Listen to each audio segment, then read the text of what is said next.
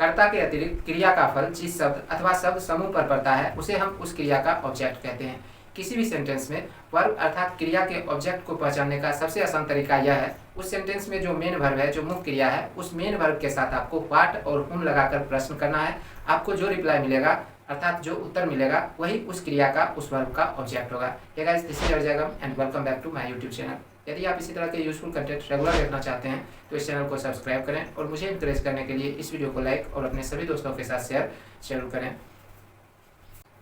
Direction निर्देश में कहता है pick out the objects of the verbs in this sentences, अर्थात इन वाक्यों में वर्ब के ऑब्जेक्ट को आपको चुनकर लिखना है। पहला सेंटेंस है माय मदर लव्स मी। सबसे पहली बात, इस सेंटेंस में मेन वर्ब क्या है? लव्स, अर्थात मुख्य क्रिया क्या है? लव्स।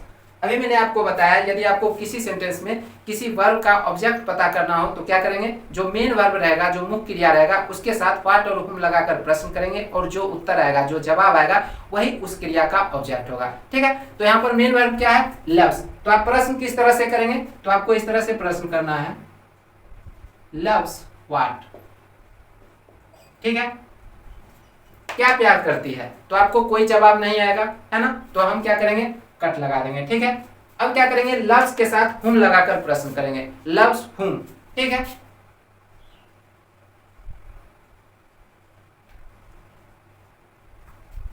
लव्स हुम, किसे प्यार करती है? तब आपको जवाब आएगा लव्स मी। यहां पर आप देखो, है ना, my mother loves me.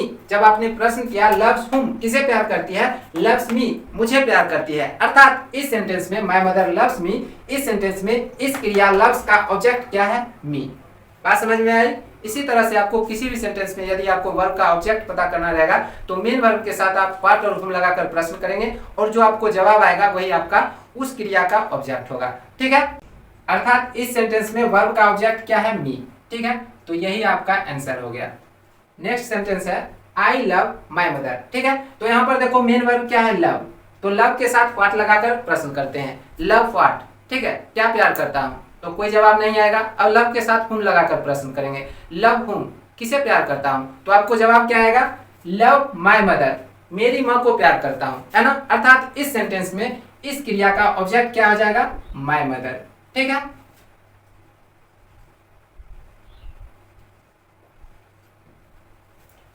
Do you know English. इस सेंटेंस में मेन वर्ब क्या है? नो। तो नो के साथ पहले हम व्हाट लगाकर प्रश्न कर लेंगे, नो व्हाट। तो रिप्लाई क्या आएगा? No English. अर्थात इस सेंटेंस में इस वर्ब नो का ऑब्जेक्ट क्या है? इंग्लिश। अर्थात आपका आंसर क्या हो जाएगा? इंग्लिश। ठीक है, आपने व्हाट लगाकर प्रश्न किया और आपको रिप्लाई आ गया। अब आपको हुम लगाकर प्रश्न करने की आवश्यकता नहीं है। ठीक है, अगला सेंटेंस है आई शैल सॉल्व द प्रॉब्लम। ठीक है, यहाँ पर मेन वर्ब क्या है? सॉल्व। ठीक है, तो सॉल्व के साथ व्हाट लगाकर प्रश्न कर लेते हैं, सॉल्व व्हाट। तो आपको रिप्लाई क्या आएगा? Solve the problem. अर्थात इस वर्ब का ऑब्जेक्ट क्या है? The problem. ठीक है,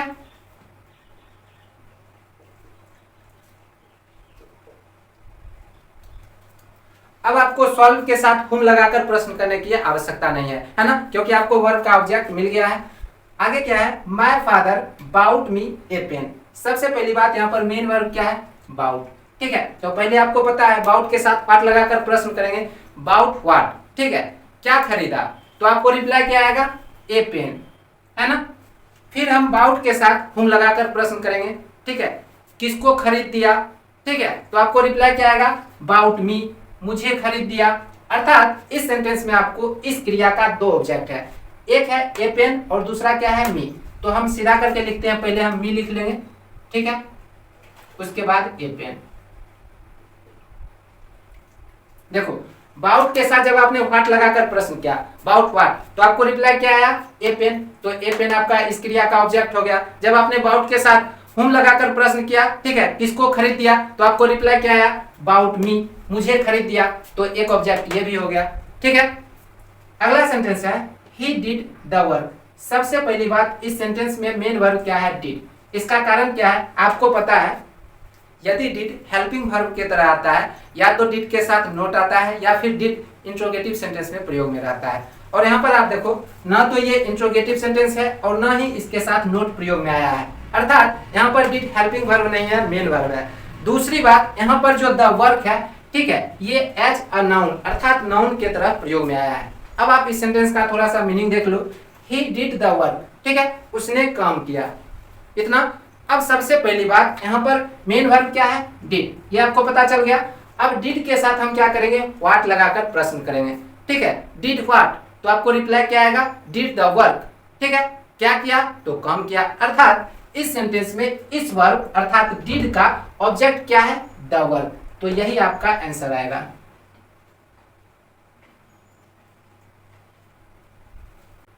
kindly give me the pen, सबसे पहली बात मेन वर्ब क्या है, गिव, तो पहले हम गिव के साथ व्हाट लगाकर प्रश्न करेंगे।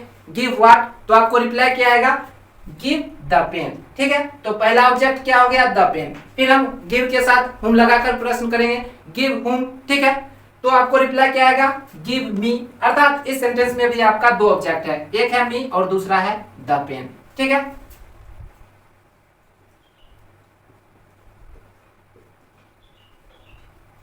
देखो, kindly give me the pen, जब आपने गिव के साथ व्हाट लगाकर प्रश्न किया, ठीक है, गिव व्हाट, तो आपको रिप्लाई क्या आया, द पेन, ठीक है। जब आपने हुम लगाकर गिव के साथ प्रश्न किया, गिव हुम, तो आपको रिप्लाई क्या आया, गिव मी। अर्थात यहाँ पर मी और द पेन दो ऑब्जेक्ट है, ठीक है। फिर क्या है, he gave Ram a book, सबसे पहली बात यहाँ पर मेन वर्ब क्या है, गेव, ठीक है। तो गेव के साथ पहले हम व्हाट लगाकर प्रश्न करते हैं, गेव व्हाट, तो आपको रिप्लाई क्या आएगा, गेव ए बुक, है ना। तो एक ऑब्जेक्ट ए बुक हो गया। फिर हम गेव के साथ हुम लगाकर प्रश्न करेंगे, गेव हुम, ठीक है, किसको दिया, तो आपको रिप्लाई क्या आएगा, गेव राम, अर्थात राम को दिया, तो यहाँ पर दूसरा ऑब्जेक्ट राम हो गया, ठीक है। तो इस सेंटेंस में राम और ए बुक ये दोनों ऑब्जेक्ट है, ठीक है। राम, उसके बाद ए बुक, अर्थात इस क्रिया गेव का ऑब्जेक्ट क्या क्या हो गया, राम और ए बुक, ठीक है। अब है the dog can run fast, सबसे पहली बात यहाँ पर मेन वर्ब क्या है, run.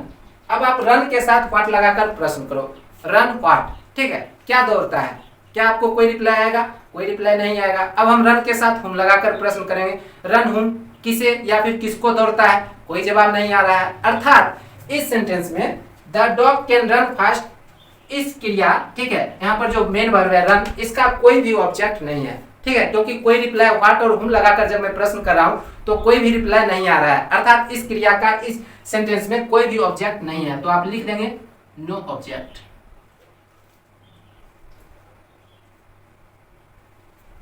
The dog can run fast, इस सेंटेंस में नो ऑब्जेक्ट, ठीक है।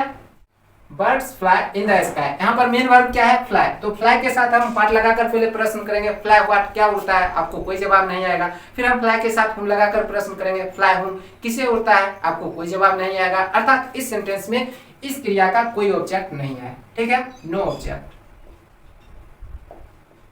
अब आपके मन में एक डाउट आ सकता है कि यहाँ पर इन द स्काई क्या है, पता है ये किसका जवाब है। यदि आप फ्लाई के साथ फेयर लगाकर प्रश्न करेंगे, फ्लाई वेयर, कहाँ उड़ता है, तब आपको जवाब आएगा फ्लाई इन द स्काई, ठीक है, आसमान में उड़ता है। बट आपको ध्यान रखना है, यदि आपको किसी सेंटेंस में किसी क्रिया का ऑब्जेक्ट पता करना हो तो केवल आप मेन वर्ब के साथ व्हाट और हुम लगाकर प्रश्न करेंगे और आपको जो जवाब आएगा वही उस क्रिया का ऑब्जेक्ट होगा।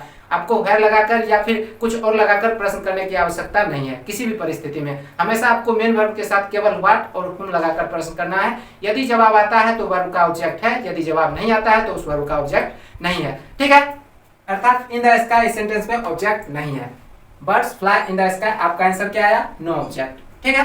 He reads in this school, यहाँ पर मेन वर्ब क्या है, रीड्स। अब हम क्या करेंगे, रीड्स के साथ व्हाट लगाकर प्रश्न करेंगे, रीड्स व्हाट, क्या आपको कोई जवाब आता है, कोई जवाब नहीं आता है। अब हम रीड्स के साथ हुम लगाकर प्रश्न करेंगे, ठीक है, रीड्स हुम, ठीक है, किसे पढ़ता है या किसको पढ़ता है, क्या आपको कोई जवाब आता है, कोई जवाब नहीं आता है। अर्थात इस सेंटेंस में भी आपको इस वर्ब का कोई ऑब्जेक्ट नहीं है, नो ऑब्जेक्ट।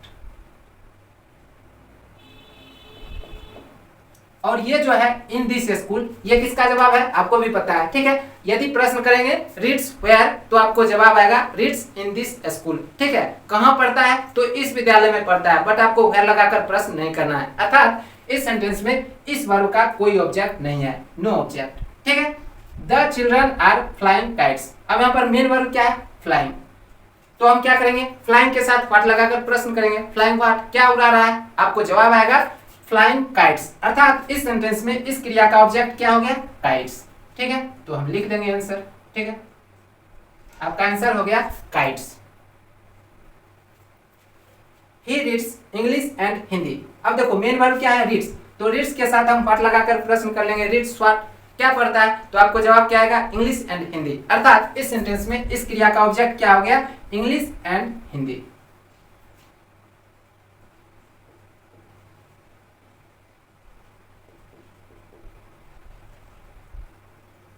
अगला सेंटेंस है they play cricket in the field. ठीक है, अब यहाँ पर मेन वर्ब क्या है, प्ले, तो प्ले के साथ व्हाट लगाकर प्रश्न कर लेते हैं, प्ले व्हाट, क्या खेलता है, तो आपको जवाब आएगा प्ले क्रिकेट, क्रिकेट खेलता है। अर्थात इस सेंटेंस में इस क्रिया का ऑब्जेक्ट क्या हो गया, cricket.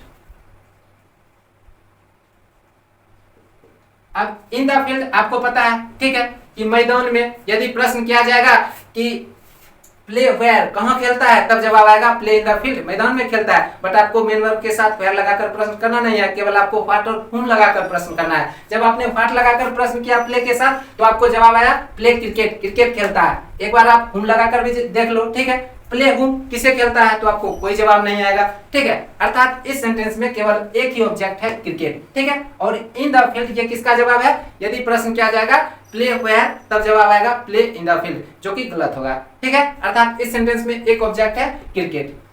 The boy cut his hand with a knife. यहाँ पर देखो मेन वर्ब क्या है, कट, तो पहले हम कट के साथ व्हाट लगाकर प्रश्न कर लेते हैं, कट व्हाट, तो जवाब क्या आएगा, कट हिज हैंड। अर्थात इस सेंटेंस में इस क्रिया का ऑब्जेक्ट क्या हो गया, हिज हैंड। ठीक है, अपना हाथ, तो इसे हम लिख देते हैं हिज हैंड। यदि हम कट के साथ हुम लगाकर प्रश्न करते हैं, ठीक है, कट हुम, किसे काटा, ठीक है, या फिर किसको काटा, तो भी एक जवाब आ सकता है कि अपना हाथ काटा या फिर अपने हाथ को काटा, फिर भी हिज हैंड ही जवाब आएगा, है ना। अब यहाँ पर क्या है कि विथ ए नाइफ, पता है ये किसका जवाब आएगा, जब आप इस तरह से प्रश्न करेंगे कि कट विथ हुम, ठीक है, अर्थात किससे काटा, ठीक है, तब जवाब आएगा कि विथ ए नाइफ, नाइफ अर्थात चाकू से काटा। बट आपको पता है कि केवल आप मेन वर्ब के साथ व्हाट और हुम लगाकर प्रश्न करेंगे, विथ हुम लगाकर प्रश्न नहीं करना है, केवल व्हाट और हुम लगाकर प्रश्न करना है। और जब आपने कट के साथ व्हाट और हुम लगाकर प्रश्न किया, तो आपको केवल एक ही जवाब आया, हिज हैंड, ठीक है, अपना हाथ। अर्थात इस सेंटेंस में इस क्रिया का केवल एक ही ऑब्जेक्ट है, हिज हैंड। ठीक है, अब क्या है, I don't like that nutty boy. सबसे पहली बात, I don't like that nutty boy, अर्थात मैं उस नटखट बच्चे को पसंद नहीं करता हूं, ये इस सेंटेंस का मीनिंग है। ठीक है, नेगेटिव सेंटेंस है, बट आपको इसके मीनिंग से मतलब नहीं है। यहाँ पर पहले आप मेन वर्ब देखो, मेन वर्ब क्या है, लाइक, ठीक है, पसंद करना, तो लाइक के साथ हम व्हाट लगाकर प्रश्न कर लेते हैं, लाइक व्हाट, क्या पसंद करता है ना, तो आपको जवाब क्या आएगा, दैट नटी बॉय। ठीक है, अर्थात इस सेंटेंस में इस क्रिया का ऑब्जेक्ट क्या हो गया, दैट नटी बॉय।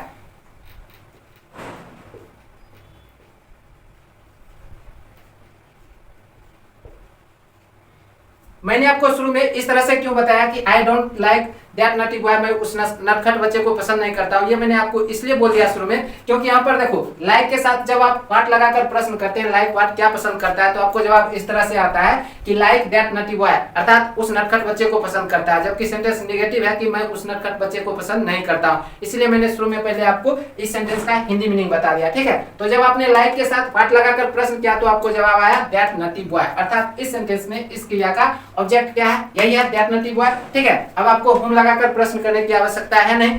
यदि आप हुम लगाकर प्रश्न करते हैं लाइक हुम, ठीक है, किसे पसंद करता है, तो भी आपको जवाब आएगा लाइक दैट नटी बॉय। ठीक है, अर्थात उस नटखट बच्चे को पसंद करता है, तो भी आपका यही जवाब होगा। अर्थात आपका इस सेंटेंस में ऑब्जेक्ट क्या हो गया, दैट नटी बॉय। ठीक है, I love the students of this school. ठीक है, यहाँ पर मेन वर्ब क्या है, लव, तो पहले हम लव के साथ व्हाट लगाकर प्रश्न कर लेते हैं, लव व्हाट, ठीक है, क्या प्यार करता है, तो आपको कोई जवाब नहीं आएगा। अब हम क्या करेंगे, लव के साथ हुम लगाकर प्रश्न कर लेंगे, लव हुम, किसको प्यार करता है या फिर किसे प्यार करता है, तो आपको जवाब क्या आएगा, पता है, love the students of this school, अर्थात इस विद्यालय के छात्रों को प्यार करता है या फिर प्यार करता हूं।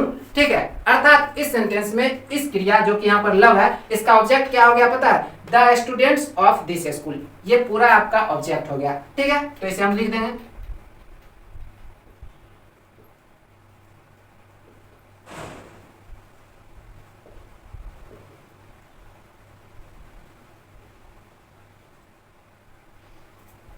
Bring a glass of water. सबसे पहली बात, इससे आपको क्या पता चलता है, एक गिलास पानी लाओ, आज्ञा का भाव व्यक्त होता है, अर्थात यह एक इंपरेटिव सेंटेंस है। आपको भी पता है इंपरेटिव सेंटेंस में वर्ब से सेंटेंस की शुरुआत होती है, लेकिन इससे आपको कोई मतलब नहीं है। आपको मतलब इस बात से है कि यहाँ पर मेन वर्ब क्या है, ब्रिंग, तो सिंपली हम ब्रिंग के साथ व्हाट लगाकर प्रश्न कर लेंगे, ब्रिंग व्हाट, क्या लाता है, आपको जवाब आएगा bring a glass of water, अर्थात एक गिलास पानी लाता है। देखो मैंने आपको शुरू में बताया कि इस सेंटेंस के वास्तविक मीनिंग से आपको कोई मतलब नहीं है कि bring a glass of water अर्थात एक गिलास पानी लाओ, इससे आगे का भाव व्यक्त होता है, इससे आपको मतलब नहीं है। यहाँ पर सिंपली आपको प्रश्न करना है ब्रिंग व्हाट, क्या लाता है, ठीक है। तो bring a glass of water, एक गिलास पानी लाता है, इसे आपको इस तरह से समझना है, इस तरह से नहीं कि एक गिलास पानी लाओ, ठीक है। बट यहाँ पर क्या है कि जब आप व्हाट लगाकर प्रश्न करते हैं ब्रिंग व्हाट, तो आपको जवाब आता है bring a glass of water, अर्थात एक ग्लास ऑफ वाटर आपको क्या हो गया इस सेंटेंस का, इस सेंटेंस में इस वर्ब इस क्रिया का ऑब्जेक्ट हो गया, अर्थात आपका आंसर क्या हो गया a glass of water.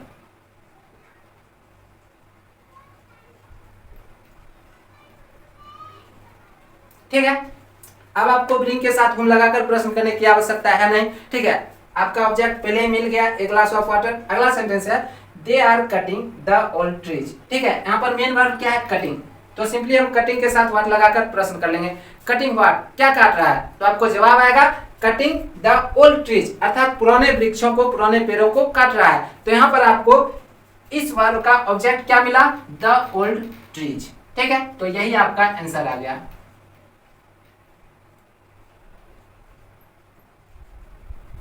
They are cutting the old trees, cutting what, तो कटिंग द ओल्ड ट्रीज, अर्थात इस क्रिया का ऑब्जेक्ट क्या हो गया द ओल्ड ट्रीज।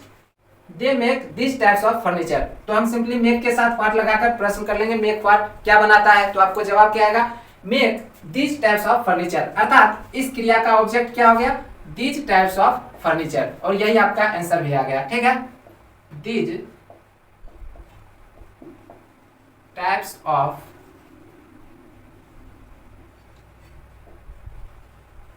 फर्नीचर, यही इस क्रिया का ऑब्जेक्ट हो गया this types of furniture. They make this types of furniture, यहाँ पर मेन वर्ब मेक है और इसका ऑब्जेक्ट क्या हो गया दिस टाइप्स ऑफ फर्नीचर। यदि आपको वीडियो हेल्पफुल लगा तो वीडियो को लाइक जरूर करें और चैनल को सब्सक्राइब जरूर करें।